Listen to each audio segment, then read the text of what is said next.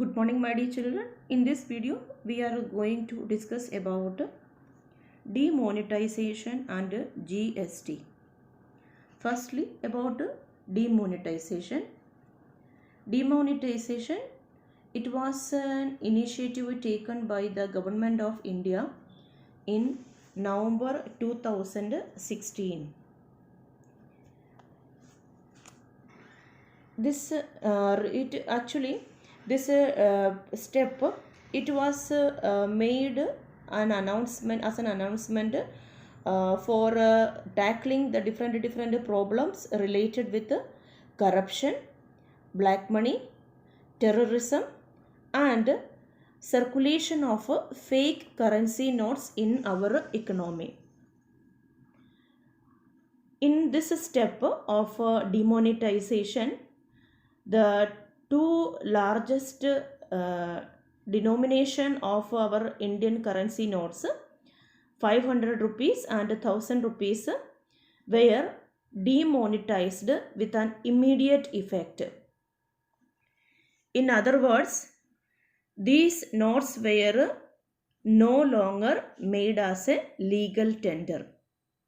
And instead of this demonetized note, the government introduced two new currency notes on that occasion. These two currency notes were 500 rupees new currency note and then 200 rupees note were launched. At the time of this demonetization, the people who were having the 500 rupees and 1000 rupees were advised to deposit their old currency which they are keeping in their banks till 31st of December 2016. Now students, we will discuss about the merits and demerits of demonetization. Firstly, the merits.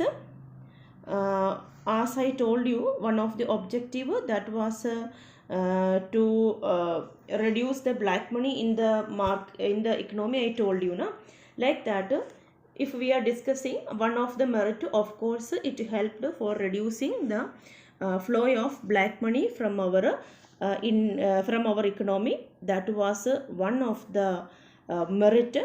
Then it also helped for agricultural related inflation, because when there was a fall in the liquidity, as a result of that there was a sharp fall in the price of the food items. Then it reduced the elimination of the fake currency notes from the market. Then another one of the help, it was it reduced Hawala transactions. Hawala means like a backside transaction, hidden transaction, transfer of the money, that were also reduced as a result of this demonetization. Another one that was when the people were rushing to the bank for closing their bank loans, because those people who were keeping this money with their with them in the home, means actually this money people used for completing their financial transactions, like bank loans, otherwise for paying different type of the taxes, electricity bill. For these type of the items the people used, so overdues that reduced. And another one of the good step, that was after this demonetization, the people were encouraged to the digital mode of transactions. Okay, when they are doing big transactions instead of cash, now they are encouraged to do the cashless transactions, and it helped to promote different type of the banking habits.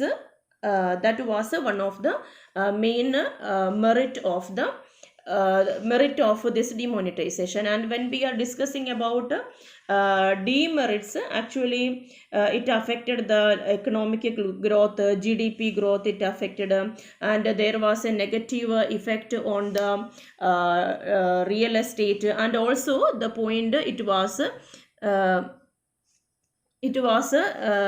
we can say that actually overall the people, when we are considering the Indian economy, the people, many of them, they are not that much good in handling the cashless transactions. Otherwise this modern type of when we modern type of the banking, this digital transactions, our Indians, many people, they are not updated in that.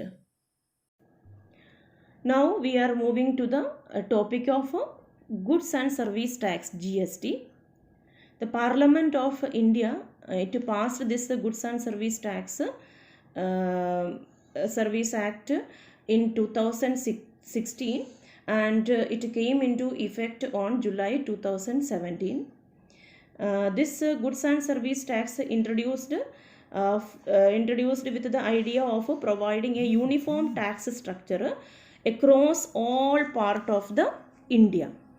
Like we can say it is a national tax, because this tax it is in all the states of the country, that this uniform tax it is following, and only one rate will be taking for the different part of our country. The same tax is levying from the different part of the country. Then it is, as just now I told you, it is one tax in all the places, and this system actually, because of that, it is carrying the slogan of this GST itself is one tax, one nation, and one market. Then as a result of this GST, means we expect that it will be increasing the tax revenue of the government, and it will reduces the tax evasion also. And now see if important features of the GST, means actually, as I told you, it is a simple comprehensive tax, and it is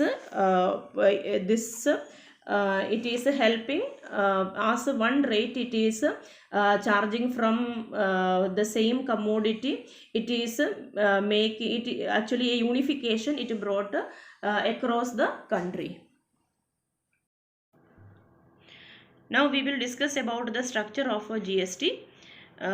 This structure, it includes some of the items with 5% categories, 5%, some 12% GST, 18, 28, and some of the items which included very important for that basic items, it is not charging any GST. And if we are going in detail, some of the items like milk powder, then frozen vegetables, like these items, services like railways, these are all are included 5%. And some other items like just now, like business class air ticket, movie tickets, otherwise ghee, then cheese, these type of the items comes with 12%. Then preserved vegetables, flavored sugar, then some of the items that is coming in the 18, and mainly like the items which is like luxurious, those they are coming in the 28% category. Then as I told you, which is considering as a very much important for those items, it is coming in the category of zero, like I told you, very important basic items, that is coming as the category of 0%. Now students, we will see the principal merits of GST. Firstly, it is a simplified tax structure, and one tax for all the indirect taxes across the different part of our India. Second one is comparatively it is providing higher degree of transparency in the different businesses, and overall the black money transactions reduced. That is the second merit. The next,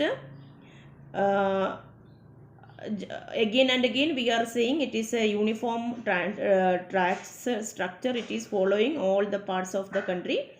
As a result of that, it has enhanced the size of the market for the domestic producers. It helped the domestic producers.